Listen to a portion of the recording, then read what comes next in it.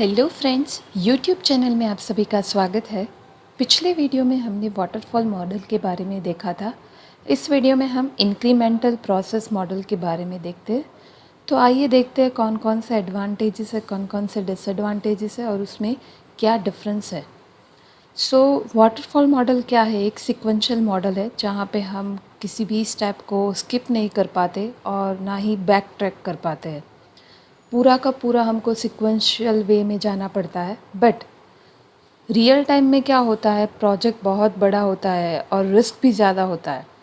तो उस सिनारियो में हम वाटरफॉल मॉडल यूज़ नहीं कर पाते हैं। उसका एक एडवांस वर्जन है, उसको हम इंक्रीमेंटल प्रोसेस मॉडल बोलते हैं। Incremental as the name suggest, जहाँ पे हम पूरा का पूरा software as a one way में डिलीवर नहीं करते, हम छोटे छोटे पार्ट्स है वो डिलीवर करते हैं।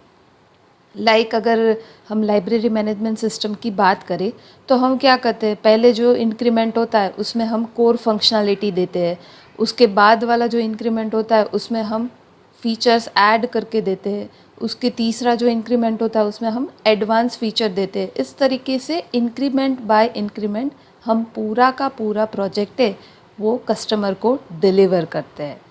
इससे क्या होता है कि पूरा का पूरा जो सॉफ्टवेयर प्रोजेक्ट है वो डिवाइड हो जाता है और it becomes very easy to manage. Overall management काफ़ी कम हो जाता है और हम काफ़ी अच्छा कंट्रोल भी कर पाते हैं।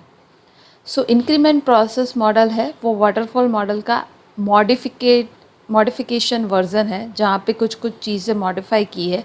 जैसा कि आप देख रहे हो फिगर में, स्टेप्स और फेजेस है वो सेम है। जैसे कि पहला कम्युनिकेशन है, दूसरा प्लानिंग है, तीसरा मॉडलिंग है, चौथा कंस्ट्रक्शन है, पांचवा डिप्लॉयमेंट है। फेजेस सेम है बट यहाँ पे कंसेप्ट चेंज होता है।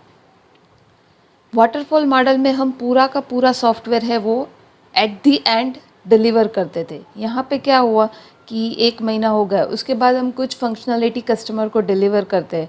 तो क्या होता है, कस्टमर को सेटिस्फेक्शन मिलता है कि 1 महीने के बाद उन्होंने कुछ वर्किंग प्रोडक्ट देखा तो उसका प्रोग्रेस भी वो देख सकते हैं, उससे वो सेटिस्फाई हो जाता है, ताकि उसको लगेगा कि ना मेरे प्रोजेक्ट में काम हो रहा है और टाइम पे कंप्लीट हो जाएगा। जैसे कि कम्युनिकेशन फेज़ में हम रिक्वायरमेंट गैदरिंग करते हैं, जहाँ से हम कस्टमर के साथ मीटिंग्स करते हैं और वहाँ से हम कस्टमर्स की जो भी रिक्वायरमेंट है वो गैदर करते हैं। उसके बाद हम उसका एनालिसिस करते हैं और पूरा का पूरा एसआरएस रिपोर्ट बनाते हैं, जहाँ पे हम all the functional and non functional requirement जो भी होती है हमारी प्रोजेक्ट की वो ऐड करते हैं। एसआरएस पे काफ़ी सारे डायग्राम्स भी होते हैं, जिससे पता चले कि ओवरऑल हमारा प्रोजेक्ट क्या है। और एसआरएस बनाने की भी काफ़ी सारी चीज़ें आपको ध्यान रखनी पड़ती है, वो हम अगले वीडियोस में देखेंगे डिटेल में। उसके बाद आता है प्लानिंग। प्लानिंग में हम पूरा का पूरा एस्टिमेशन करते हैं, like cost estimation, effort estimation, कितना टाइम लगेगा, शेड्यूलिंग भी करते हैं और पूरा का पूरा सॉफ्टवेयर और कैसे ट्रैक करेंगे उसके बारे में देखते हैं। मॉडलिंग में हम पूरा का पूरा सॉफ्टवेयर का स्ट्रक्चर बनाते हैं, लाइक जो भी रिक्वायरमेंट हमने कम्युनिकेशन फेज़ में गैदर की उसको अब हमें स्ट्रक्चर में कन्वर्ट करना होगा। लाइक आप प्रोटोटाइप बना सकते हो, कोई डिज़ाइन डायग्राम्स बना सकते हो, जिससे आपका प्रोजेक्ट का ओवरऑल स्ट्रक्चर पता चले। उसके बाद आता है कंस्ट्रक्शन, जहाँ पे हम कोडिंग करते हैं और साथ में टेस्टिंग भी करते हैं। डिफरेंट टाइप्स ऑफ टेस्टिंग हम अप्लाई करते हैं, डिफरेंट टेस्ट केस जनरेट करते हैं, उस हिसाब से टेस्टिंग करते हैं। और लास्ट में आता है डिप्लॉयमेंट, जहाँ पे हम पूरा कस्टमर को डिलीवर करते हैं और फीडबैक भी लेते हैं, सपोर्ट भी प्रोवाइड करते हैं और मेंटेनेंस वाला फेस भी इसमें आता है। यहाँ पे क्या हुआ कि पूरा का पूरा जो प्रोजेक्ट है वो डिफरेंट इंक्रीमेंट में डिवाइड हो गया। जैसे कि पहला जो है वो फर्स्ट इंक्रीमेंट में आप कोर फंक्शनैलिटी डिलीवर करते हो। नेक्स्ट सेकेंड इंक्रीमेंट है जहाँ पे आप थोड़ी एडवांस फंक्शनैलिटी डिलीवर करते हो। थर्ड में आप कस्टमर के जो भी चेंजेस है और वो कुछ फंक्शनैलिटी ऐड करना चाहते हैं तो वो ऐड करते हो। तो अगर हम लाइक माइक्रोसॉफ्ट वर्ड की बात करें, वो सॉफ्टवेयर जब बना होगा तब कैसा हुआ होगा उसके बारे में बात करें, तो फर्स्ट इंक्रीमेंट में हम बेसिक फंक्शनैलिटी देते हैं। तो माइक्रोसॉफ्ट वर्ड का क्या काम है कि डॉक्यूमेंट क्रिएट करना, सेव करना, उसको ओपन करना, that is core functionality. First increment में हम वो डिलीवर करेंगे कस्टमर से। फिर कस्टमर उसका रिव्यू करेगा, अगर उसमें कोई चेंजेस हो गए तो वो हमको बताएगा। अब वो चेंजेस हम कब मॉडिफाई करेंगे? डेफिनेटली सेकेंड इंक्रीमेंट में। सो सेकेंड इंक्रीमेंट में हम क्या करेंगे, जो भी कस्टमर ने चेंजेस दिए वो सारे के सारे चेंजेस हम मॉडिफाई भी करेंगे और फंक्शनैलिटी जो भी होगी वो भी ऐड भी करेंगे। तो माइक्रोसॉफ्ट वर्ड में हमने बेसिक फंक्शनैलिटी डिलीवर कर दी। अब हम क्या करेंगे, दूसरे इंक्रीमेंट में हम देखेंगे कि कौन कौन से टेक्स्ट स्टाइल हम ऐड कर पाते हैं, like bold, italic, then font type हम दे सकते हैं। So like overall styling part है वो हम सेकेंड इंक्रीमेंट में डिलीवर करेंगे। ओके, सेकेंड इंक्रीमेंट हमने कस्टमर को दे दिया, फिर वो रिव्यू करेगा, जो भी चेंजेस होगा वो हमको देगा। सो अगेन हम थर्ड इंक्रीमेंट में पहुंच जाएंगे। थर्ड इंक्रीमेंट में जो भी चेंजेस आए होंगे पहले हम वो मॉडिफाई करेंगे, उसके बाद आता है हम एडवांस फीचर ऐड करें। तो जहाँ पे page layout related, watermark related हम जो भी फंक्शनैलिटी है वो ये थर्ड इंक्रीमेंट में डिलीवर करेंगे। सो ऐसा नहीं है कि कोई भी प्रोजेक्ट में 3 ही इंक्रीमेंट हो, डिपेंडिंग ऑन योर प्रोजेक्ट ये इंक्रीमेंट की जो भी रेट है वो चेंज होती रहती है। सो that is all about the increment process model, जहाँ पे हम इंक्रीमेंट वाइज इंक्रीमेंट कस्टमर को डिलीवर करेंगे।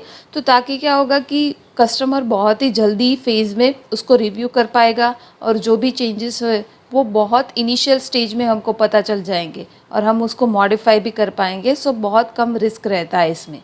सो ये पूरा इंक्रीमेंट प्रोसेस मॉडल है जहाँ पे हम पूरा का पूरा सॉफ्टवेयर और प्रोजेक्ट को डिवाइड करेंगे।